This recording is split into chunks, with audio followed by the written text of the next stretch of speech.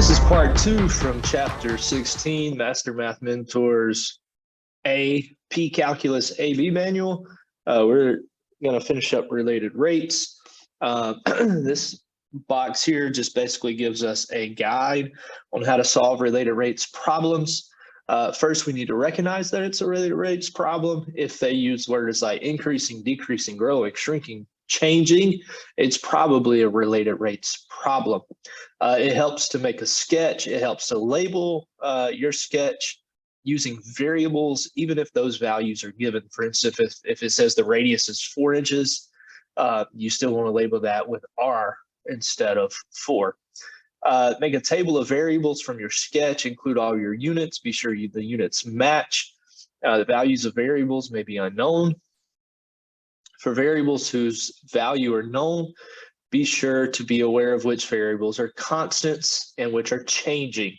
In the problem, it will tell you, hey, the radius is changing, the radius is increasing, or it'll say something like, hey, this thing is not changing at all. So situation 1, clock reads 3 o'clock, the minute hand is 4 inches, the hour hand is 3 inches. So you would draw a diagram. Notice how they labeled all parts of the diagram, the hour hand, the minute hand, and the distance between the two. We're looking at Pythagorean theorem. So that would be our equation. Find an equation that ties your variables together. In this case, Pythagorean theorem. And situation number 2, we're looking at the volume of a cylinder. If there are angles involved, your formula will be a trig statement. From pre-cal, if it's a right triangle, or the law of cosines, if the triangle is oblique. If the variable is not changing, you can go ahead and plug that in before you differentiate. If that variable is changing, we need to differentiate before we plug that variable in. Number 5, differentiate your equation with respect to time. This is implicit differentiation with respect to t. We're going to plug in all variables. Hopefully we know all of them except one. There are going to be some cases where we don't know all of them, and we're going to have to input those and find those. Typically, we may have to solve a secondary equation to find that. Label your answers in terms of correct units, and be sure you answered the question being asked. So let's try number 4. And see what we can get into. All right, number 4, an oil tanker leaks. Oil that spreads in a circular pattern, whose radius increases at the rate of 50 feet per minute. How fast do the spill circumference and area increase when the radius of the spill is 20 feet and 50 feet? So we need to label everything we know. Whose radius increases, so that's dr dt. Since that is changing, that's going to be a rate, 50 feet per minute. What else do we know? We know that the radius is going to be 20 feet or 50 feet, depending on whether we're doing part A or part B. What else are we trying to find? We're trying to find how fast are the circumference and area of the spill changing. So we're actually trying to find dc dt. We're trying to find dc dt and dA dt. So we're looking at 2 different problems here. Let's look at the circumference first. C is equal to 2 pi r. C is changing, R is changing, so I can't plug anything in at this point. So we're going to go ahead and differentiate this with respect to time. So we get dc dt is equal to 2 pi. The derivative of r is just 1 dr dt. And we're solving for dc dt, so in part A, this is actually going to be the same for part A and B, because if you look, there is no R in our differentiated equation. So it's actually going to be the same. So we get dc dt is equal to 2 pi times dr dt is 50 feet per minute. 50 feet per minute. We type that in the calculator if you need to, but that's going to be 100 pi. And our units are going to be feet per minute. And it doesn't matter what the radius is, it's always going to increase at the same rate. The circumference would also always increase at the same rate. All right, looking at the area, we get area equal pi r squared. Again, area and radius are both changing, so we got to go ahead and plug in what we differentiate our equation.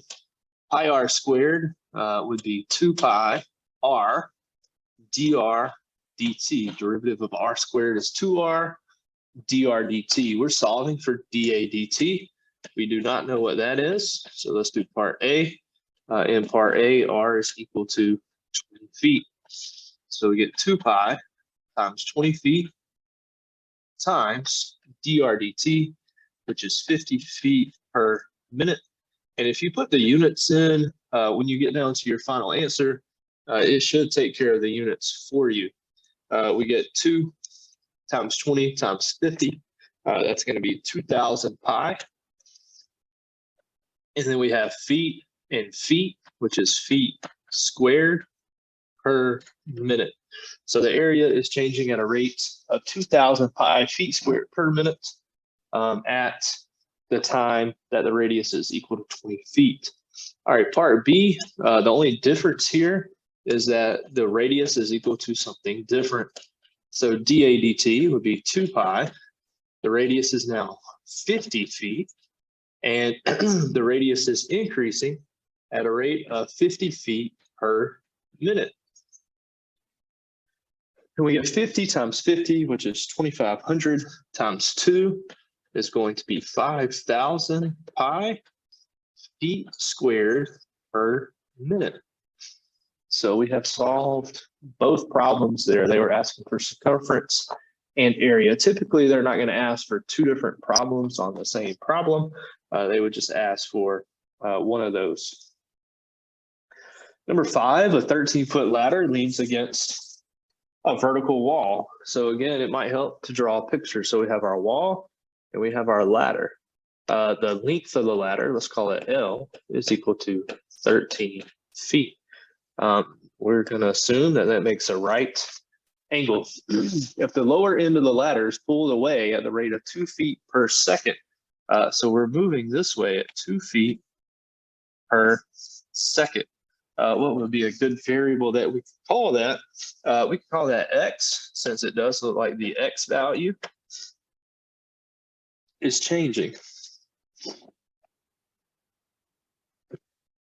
How fast is the top of the ladder coming down the wall? So we want to know dy dt. What is dy dt in this case? So we're going to let this be x. We're going to let that be y, the distance there. So we are looking at Pythagorean theorem in this case. At the instant the top is 12 feet above the ground, and part B 5 feet above the ground. So y is going to equal 12, or y is going to equal 5. So we are looking at Pythagorean theorem, x squared plus y squared, let's call it L squared. L is not changing.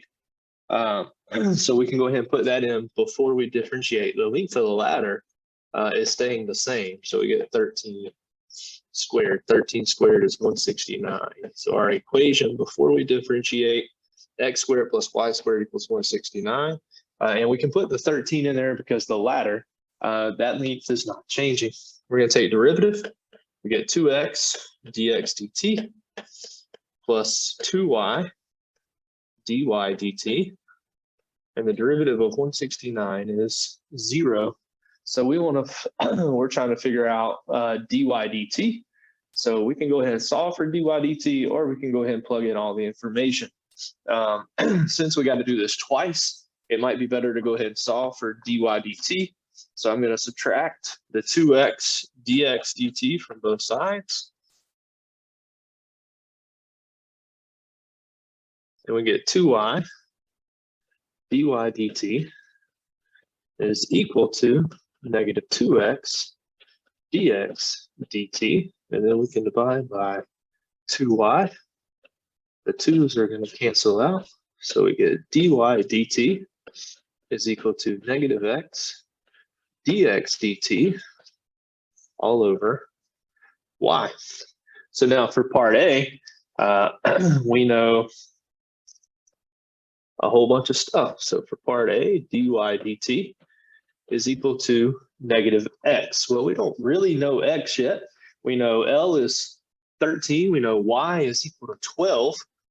So we can do 12 squared plus x squared is equal to 13 squared. That's going to be 144 plus x squared is equal to 169. We subtract 144 from both sides. So we get x squared is equal to 25. And we take the square root of both sides. So x would equal 5 in this case. So we get negative 5.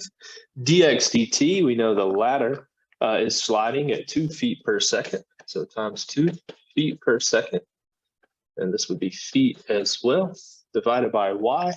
And our y is 12 feet. So the feet are going to cancel out. We get 5 times 2 divided by 12, which is negative 10 over 12, which is negative 5 over 6. And our units would be feet per second. Now for part B, when it says it's 5 feet above the ground, y would equal 5. So we get x squared plus 5 squared is equal to 13 squared. So we got to solve for x. We get x squared equals x squared plus 25 is equal to 169. We subtract 25 from both sides. So x squared equals 144. And we take the square root of both sides and we get x equals 12. So for part B, dy dt is equal to negative 12 feet times 2 feet per second. That's the rate that the ladder is sliding down the wall, all over y, and y in this case is 5. So our final answer would be negative 24. The feet here and the feet here would cancel, so we get negative 24 over 5 feet per second. And we are done with part A and part B. Number 6, a camera is mounted 3,000 feet from a rocket launching pad. The camera needs to swivel as the rocket is launched to keep it in focus. A, if the rocket is rising vertically at 800 feet per second when it is 4,000 feet high, how fast is the camera to rocket distance changing? B, how fast is the camera's angle of elevation changing at that moment in time? So they drew us a nice little picture here. I'm going to label this with some variables. Let's let the horizontal distance be x. Let's let the vertical distance be y. And let's let the distance between the rocket and the camera be equal to z. And this camera is changing the angle. It's got, as the rocket goes higher into the air, the camera has to rotate higher up to keep it in focus.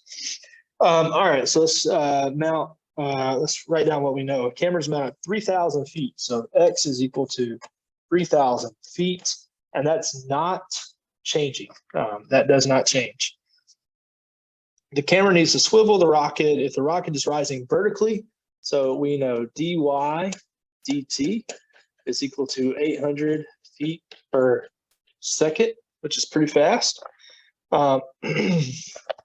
And we want to know when it's 4,000 feet high. So y would be equal to 4,000 feet. On a side note, we're going to need to figure out what z is because at the moment we don't know that. But we'll find that in just a second if we need to.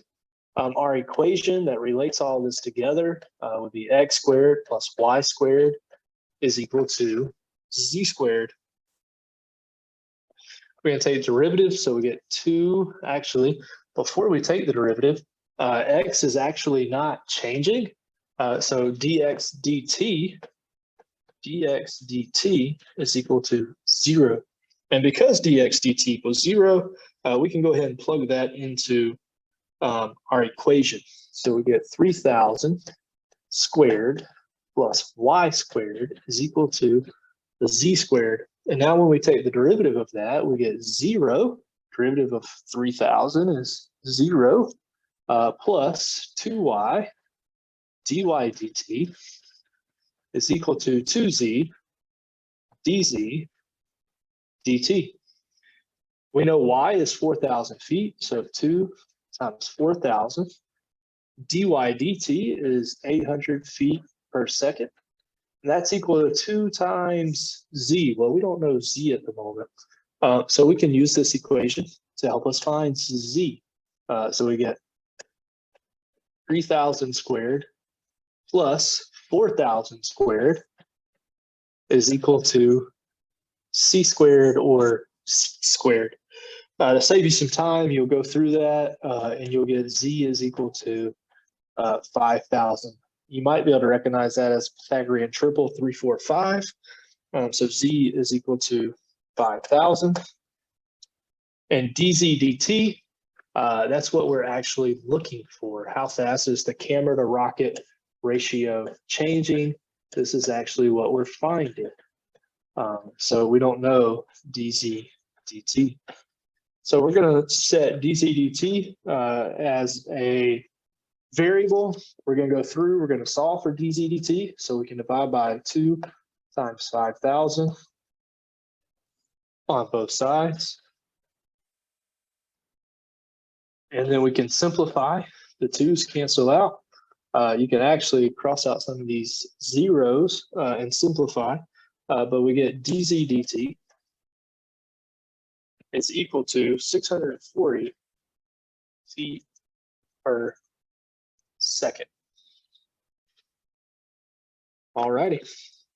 For part B, it says how fast is the camera's angle of elevation changing? So we could do this 3 different ways. I'm not going to do all 3, I don't think. I'm going to do the one that would be the most convenient. Cosine is y over z. Y and z are both changing. I'm sorry, sine is y over z. Cosine is x over z.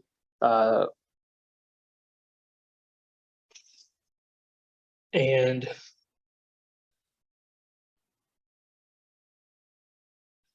tangent is y over x. In this case, y over x would be the most beneficial because that's all the information we know. We weren't given z to start with. We had to find dz dt.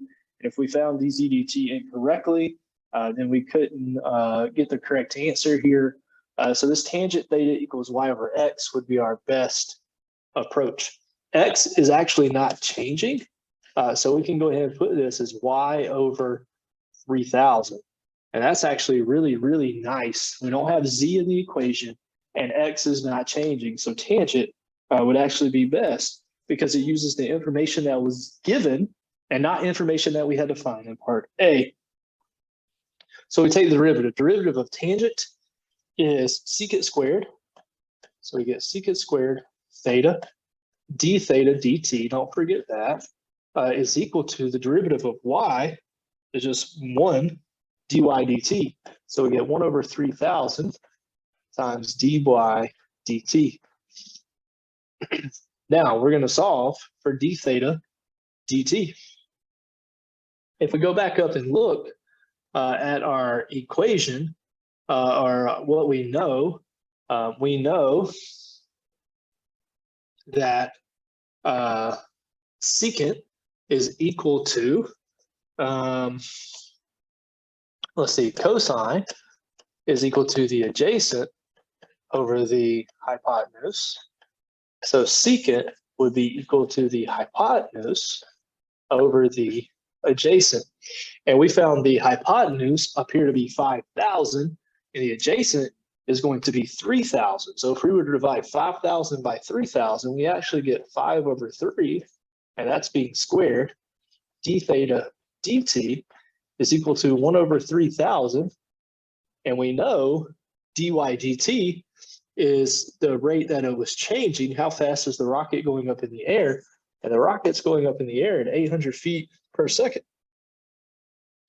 So then we end up with 25 over 9 d theta dt is equal to, I'm just going to write this as 800 over 3,000. And then to get rid of the 25 over 9, we can multiply by 9 over 25 on both sides. And we get d theta dt by itself.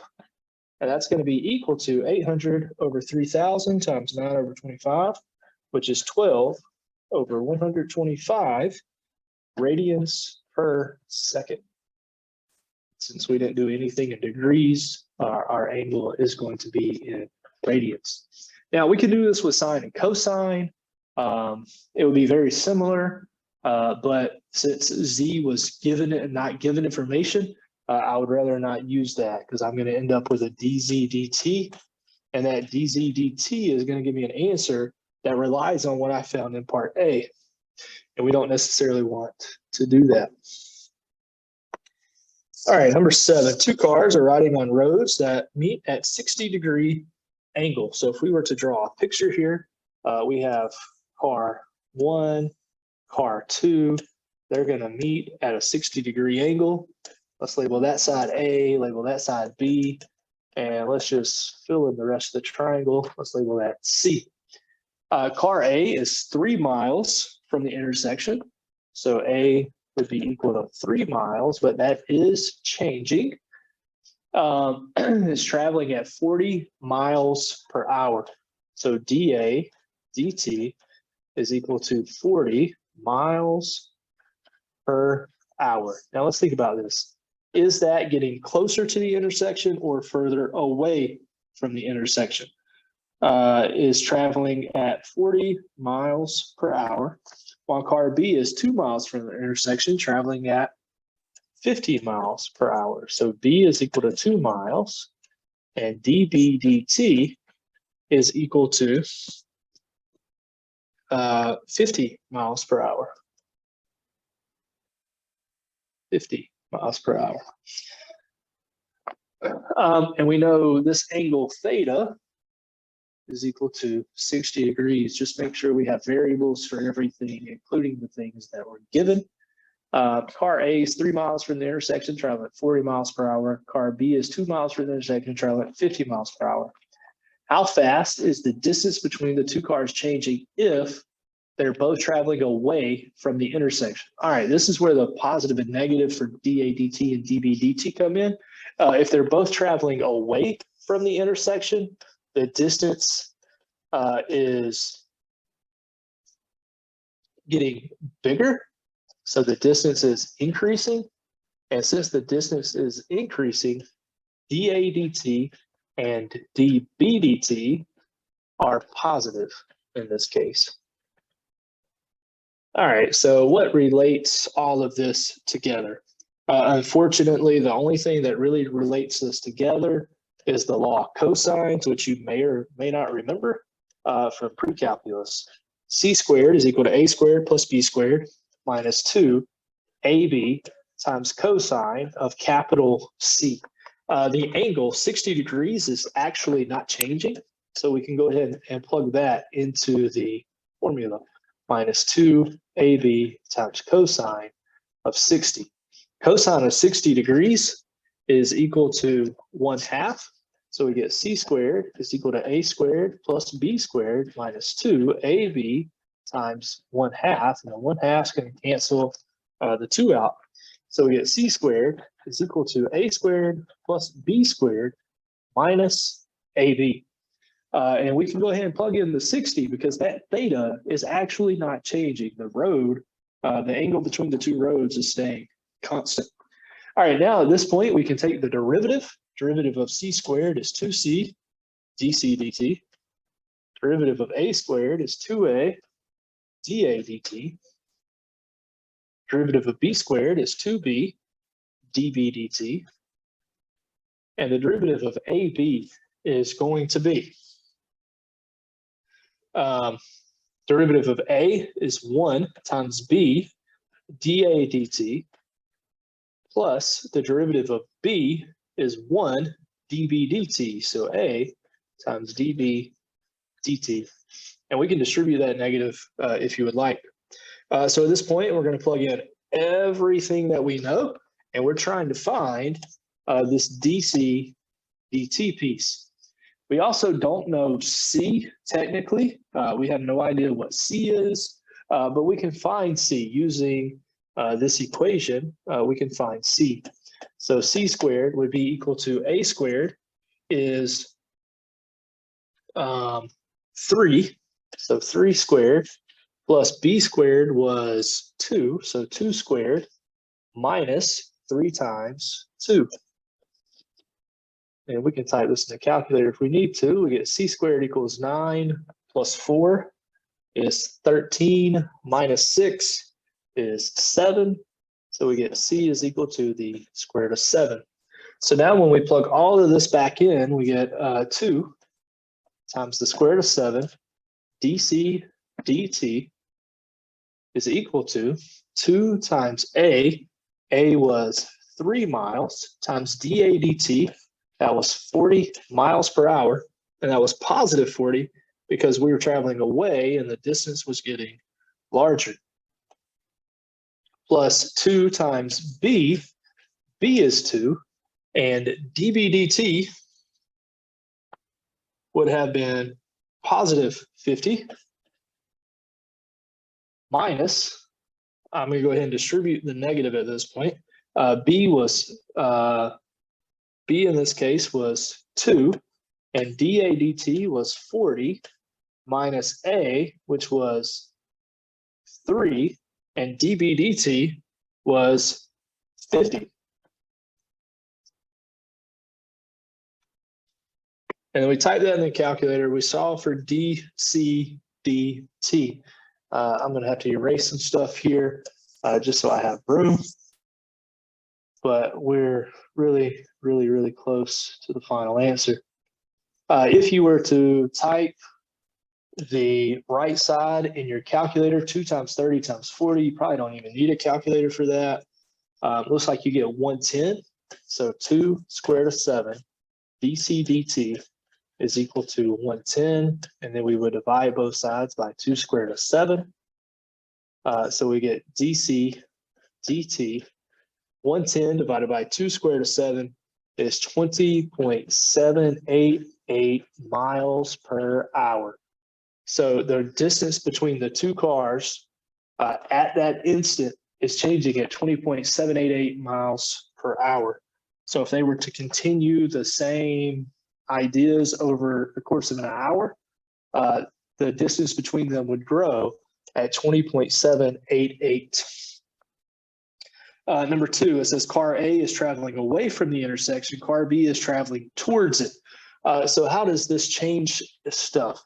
Part A is traveling away, so dA dt is going to be positive 40. But since B is traveling towards, the distance between the car and the intersection are actually decreasing. So dVt is going to be 50 miles per hour, negative 50 miles per hour. So the only thing that would change is where you see the 50s in our equation, we would change them to negative 50s, and everything else would be worked out the same way. We actually don't have to take the derivative again or anything like that. Alrighty, number 8. Beach sand is poured, creating a cone whose radius is always equal to twice its height. If the sand is poured at the rate of 20 inches per second, how fast is the height changing at the time the height is 2 inches or 6 inches? So first we need to draw a picture, possibly.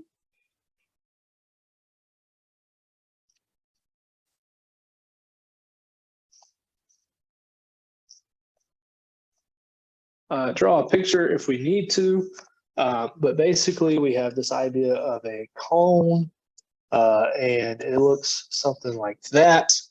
With the cone has a radius of r and a height of h. So we need to know several things. We need to know for part 1, the height is either 2 inches or 6 inches. So h equals 2 or h equals 6.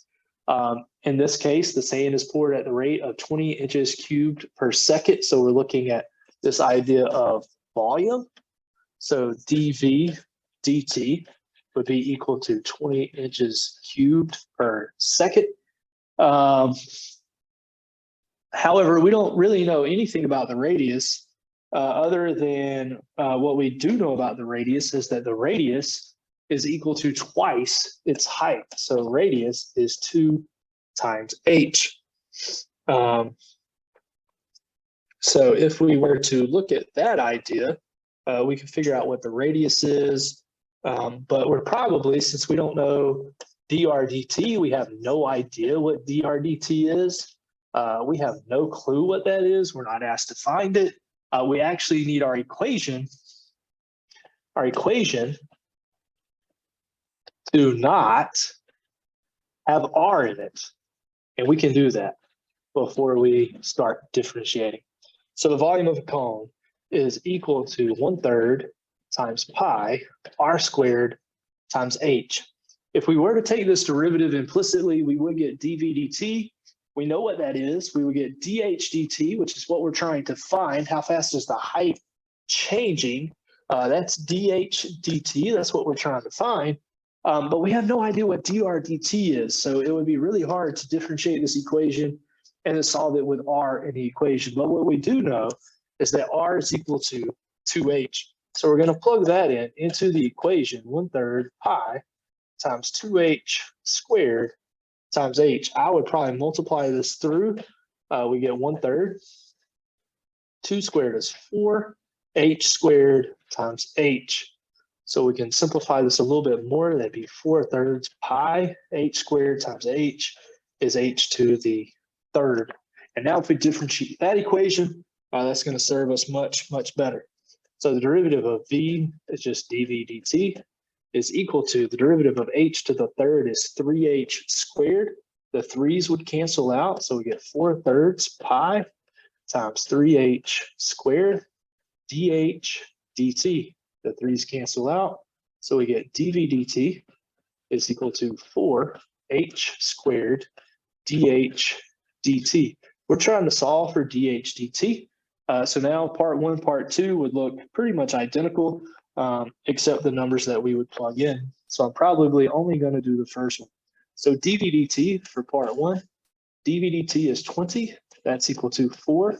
The height in part 1 is 2 inches, and we're trying to find dh dt.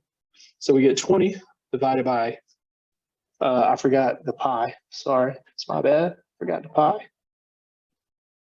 And the squared. All right, so now we get 4 times 2 squared is 16. So we get 20 is equal to 16 pi dh dt. And we can divide both sides by 16 pi.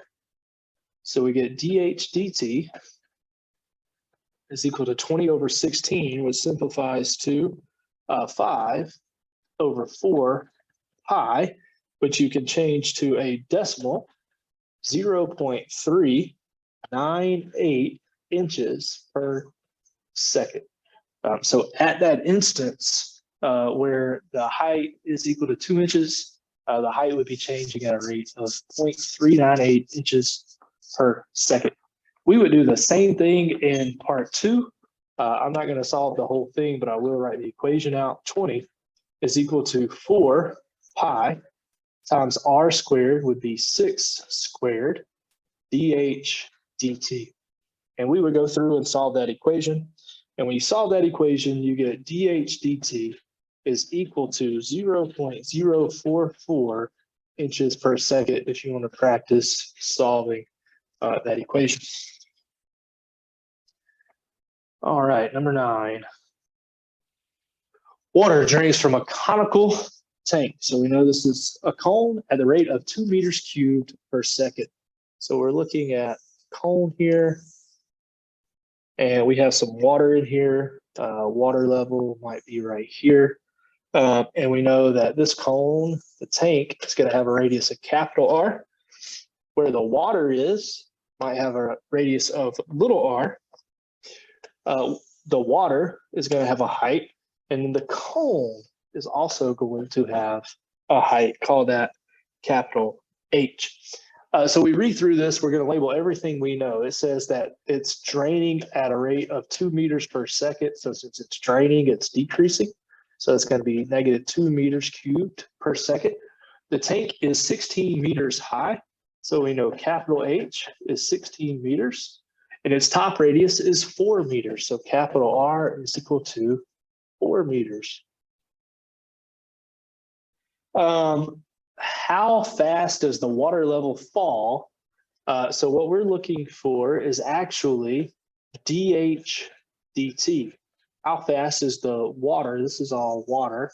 How fast is it changing? This is what we want to find. And in order to find that, we first look at our volume equation. Volume is equal to 1/3 pi r squared times h. And if we look at this, do we know little r? Do we know little h? And the answer is not exactly. But we do have a proportion sitting over here.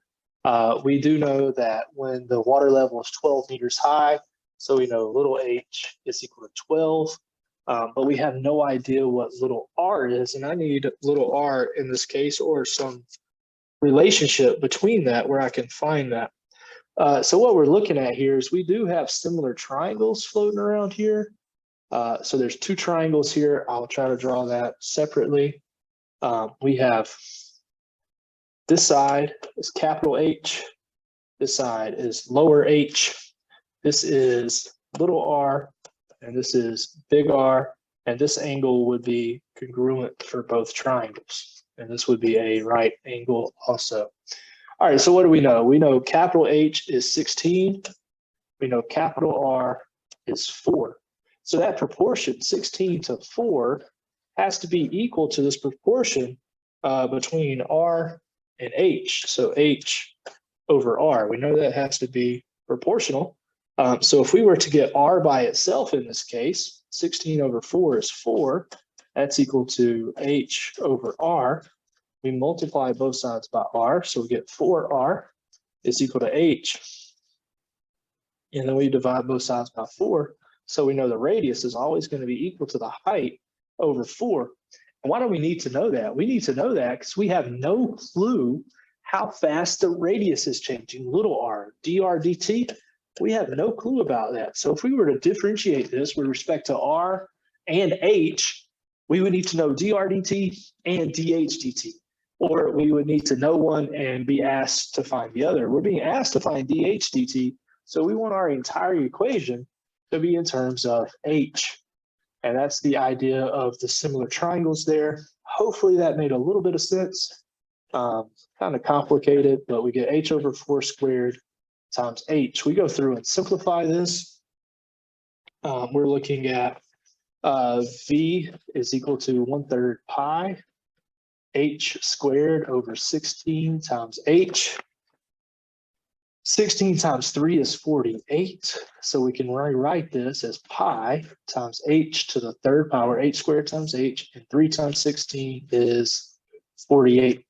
Now, when we differentiate that, we get dv dt is equal to 3 pi h squared over 48, which we could simplify the 3 and the 48, divide both by 3, we get 1 pi h squared, and 48 divided by 3, 16. We plug in everything we know. We know dv dt is -2. That equals pi. We know h for part 1 is 12 meters high squared, divided by 16. I'm sorry, I forgot a dh dt up here. Leave it up to your math teacher to leave something out. Times dH dt. And now if I go through and solve this equation for dH dt, we're going to end up with the right answer. So we get -2 is equal to pi. 12 squared is 144 over 16 times dH dt. And to solve this, we can just multiply by the reciprocal. 16 over pi times 144. That's going to cancel the pi 144 and the 16 out. And we do the same thing on the left side. So we get -2 times 16 over pi times 144 is equal to dH dt. And if we were to simplify that, you would get negative 2 over 9 pi, which is equivalent to negative 0.771 meters, and it's the height. So the height is just units of length, meters per second. Part 2, where it says 2 meters high, we've done all the work. The only thing I would have to change is this 12 right here, and we would change it to a 2. And we would end up with the correct answer for that. But as far as taking the derivative and everything, we're good there. This is the equation we would have used. I cannot just implicitly differentiate that with R and H. And the reason being is we have no idea what dr dt is. So we need to write our equation where dr dt is not included. This concludes chapter 16 from Master Math Mentors AP Calculus AB Manual. I would go through chapter 16 and I would work out a whole bunch of these problems because these are difficult. You have the answers so you can check your work. Don't just copy the answers. That's not going to do you any good. If you have any questions about them, send me a message on Remind or an email, and I will get back with you as soon as I possibly can.